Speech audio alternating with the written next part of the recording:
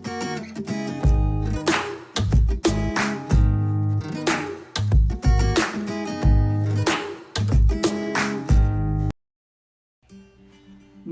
araw sa inyong lahat and welcome to my channel, Jude Butaslak. And kung bago lang kayo dito sa channel ko, please subscribe and hit the notification bell para updated kayo kung may bago akong i-upload na videos. Okay? So, itong channel ko is, as you can see sa intro ko, is halo-halo stories. So, these are mixed content. Halo-halo yung mga content na nandito sa aking YouTube channel. And ngayong video na to is mag-unbox tayo ng aking bagong speaker. Okay, so bago ko i-unbox yung speaker, magba-backstory lang ako ng konti. So, nasira yung speaker ng aking laptop, so wala akong magamit. May Bluetooth speaker ako, kaya lang hindi na maganda yung kanyang battery. Napapalitan ko na ng battery niya, kaya lang yung pinalit na battery is masyadong mababa. Kaya nag-isip ako kung anong klaseng speaker ang bibilhin ko. Portable speaker or yung mga pang desktop speaker. Okay, so ngayon, ang gusto ko talagang mga speaker is Marshall sana, kaya lang medyo masyadong mataas yung kanyang mga price. So, nag-isip ako kung anong kukunin ko. So, may mga nakita akong iba, may mga magagandang sound quality din, kagaya nung Bose SoundLink Flex, pero mas mahal pala siya dahil umaabot siya ng 14,000 dito sa Pilipinas. And yung Inverton naman ng Marshall is nasa 8,000 to 9,000 plus. And yung Middleton ng Marshall is nasa almost 15,000 din. Kaya inisip kong mabuti. So kung gagamitin ko lang naman sa aking laptop yung speaker, so naghanap ako ng mga desktop speaker. So ang mga desktop speaker na una kong nakita is yung Logitech, kasi nung sumasakay pa ako ng barko, nakabili ako ng Logitech na speaker and maganda yung sound quality niya. Nakahanap din ako habang nagsearch ako sa YouTube ng mga speaker na pang desktop, is may lumabas din na edifier. So, chinek ko yung edifier and may mga nakita ako, and then habang nag-search pa ako ng mga ibang edifier, nakita ko yung itong i-unbox natin ngayon. So ito ang Edifier MR4 Studio Monitor speaker. Sa ganito kaliit na room is sobrang lakas na niya, dahil itong room ko is I think 2.5 meters by 3.5. So maliit siya masyado. Kaya sobrang lakas na nitong speaker na Edifier MR4. Okay, so kahit siguro yung room mo is 5 by 5 meters, sakop na sakop pa rin niya yung sound dahil malakas itong Edifier MR4. And ang wattage yata nito is nasa 40 watts yung lakas niya. So hindi ko na patatagalin itong aking pagsasalita, and let's unbox my new desktop speaker. So this is the Edifier MR4 Studio Monitor Bookshelves speaker. Okay, so ipapakita ko sa inyo mamaya kung paano ko sinet up yung speaker sa aking laptop. So hindi ko na patatagalin to, and let's unbox my new speaker. Okay, ayan. Yan yung box side. Ayan. So mukha namang walang yupi. Okay, so ayan yung kanyang TikTok shop. Okay, and nandito yung kanyang policy. Strictly no video proof and receive no warranty.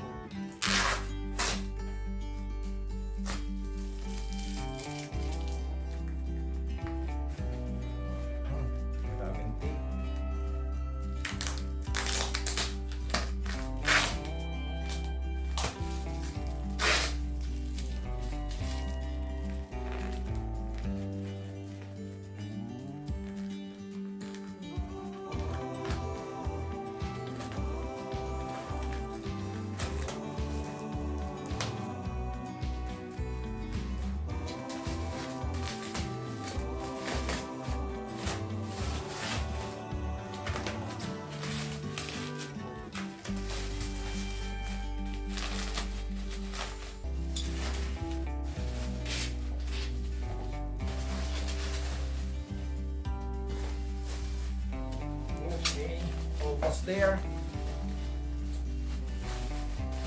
Ayan. So, ito yung kanyang receipt. So, ayan. Ito lang pala yung box nito. The question is, original kaya to? Kasi yung box niya is just may box pa pala siya sa loob. Okay? So tanggalin natin yung box.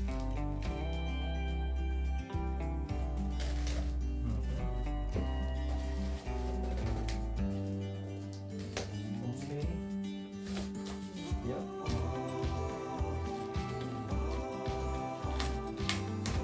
Yep. Okay. So, yep.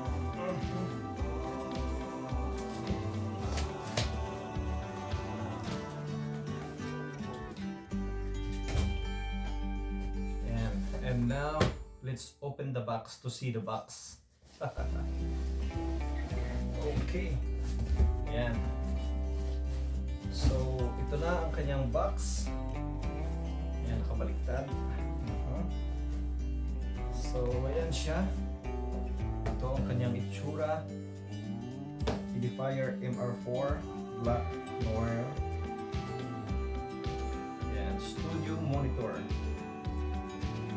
So, nakita natin yung mga edges ng kanyang box. Maganda, walang yuke.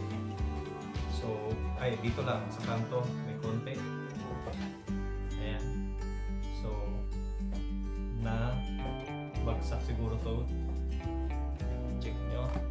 Ayan. Okay. Pero tingnan natin sa loob kung hindi ba na sira. Okay. So, let's open it. Yeah, that's it. It's open. Okay, styro.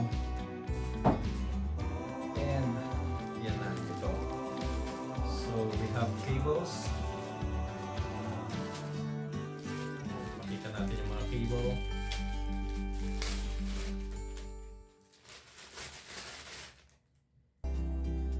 Audio jack. Tapos yung sa speaker, yung connector para sa left and right. Saka RCA to aux. Okay, so yan yung kanyang mga wires. Tatlo. Okay, and what else? Studio monitor manual. Ayan. Okay, so ibababa ko lang ito. Hindi na. Ayan. Okay, so ayan siya. Ganito siya kalaki. So, hindi siya, ayan o, isang dangkal ang taas. Ayan. Check natin. So, hindi naman siya na-damage kasi hindi naman umabot sa speaker yung pagka-unplug dahil may styrofoam pa sa loob. Ayan. So, ito yung kanyang left speaker. Okay. And nandito ang kanyang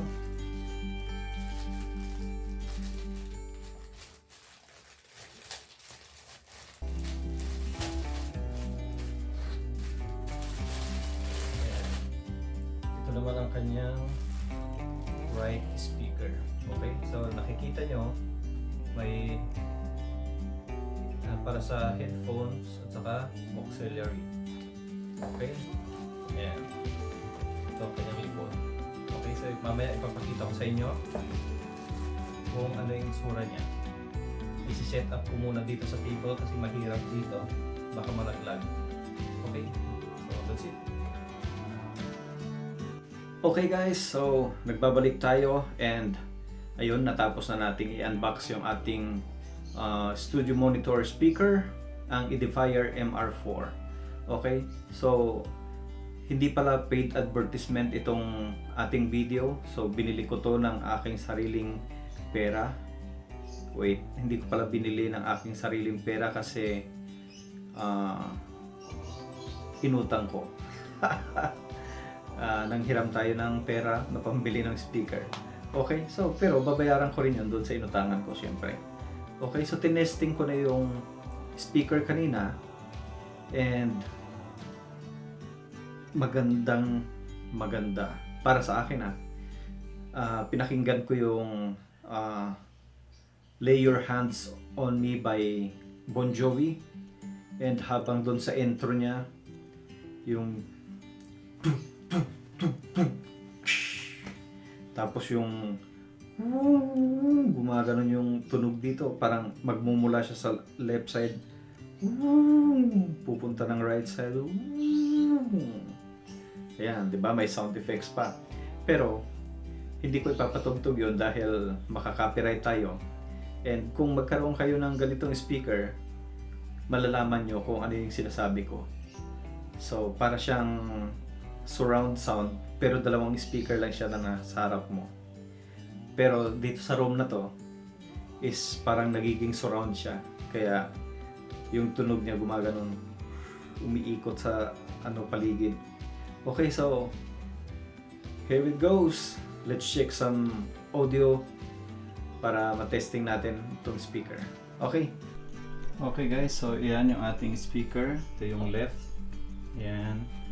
So ito naman yung ating right speaker. Yan yung likod niya. Yan, may adjustment din dyan para sa treble at saka bass. Okay, so iharap na natin. Wait lang.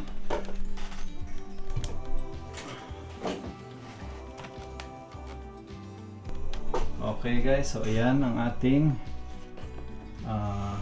setup. Ayan, halos kasing tangkad lang siya ng ating laptop. Okay, magsa-sound test tayo.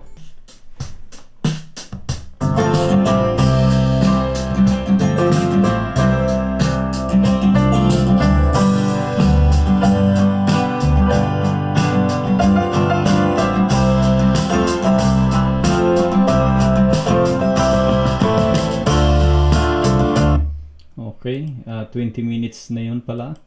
And nasa 50 yung volume natin. And another song. Ang layo natin sa ating speaker is 1 meter.